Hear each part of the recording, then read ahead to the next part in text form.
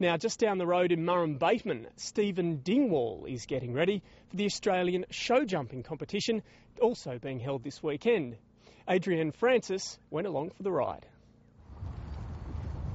You're always learning in show jumping. I think that's what I love.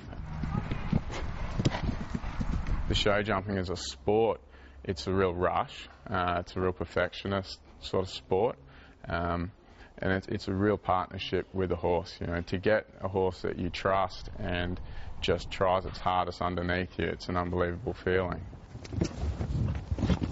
I do come from a very high achieving family. Father's very bright, and I felt that I had to live up to expectations and whatnot, and it was quite unusual that he was the one who said to me, you have to go with what you want to do. And a lot of his successful friends are people who have left school early and just followed their dreams. So it was very strange coming from my father, you know, that it's okay to leave school and do that.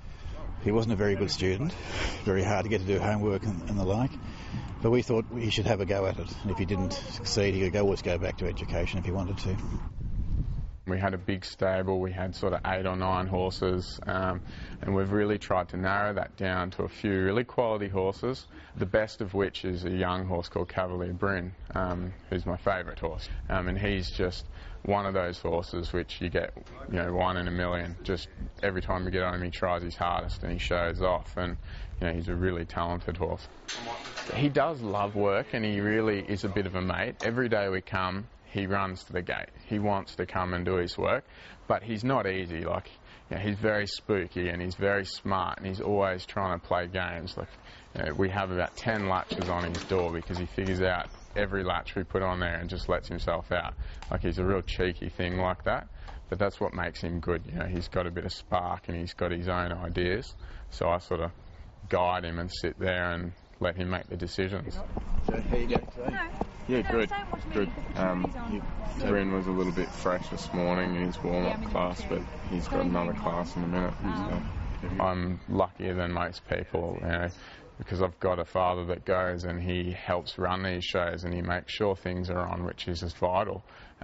Mother's very, very supportive. Wife and my parents-in-law, everyone's sort of behind me, and that's huge. Like, that's really part of what gets you through the hard times where you think it is too hard and it's too much money. In this sort of sport, people hit their peak probably in their 30s with that amount of experience behind them.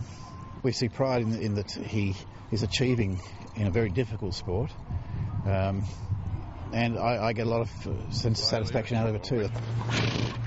In this business, just being everywhere and listening and just being a sponge and learning is sort of how you get ahead. At the moment, with a young horse, I wouldn't be on the radar, but with plans and with experience of having better horses and a very promising horse, I look to be in the top, you know, 10 riders in the country. It's just a matter of time, giving this horse experience and exposure. You'd have to be crazy to do it, you know. It's really like chasing a gold nugget. Like, it's why racehorse trainers get up every morning to work their horses, you know, just working for a dream. Everyone wants the same thing.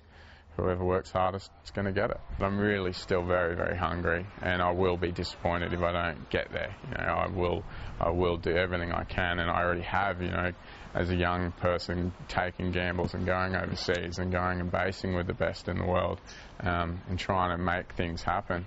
It's one thing to have a dream, it's another thing to try and plot that dream and make it happen. And that competition is being held at Epic all weekend.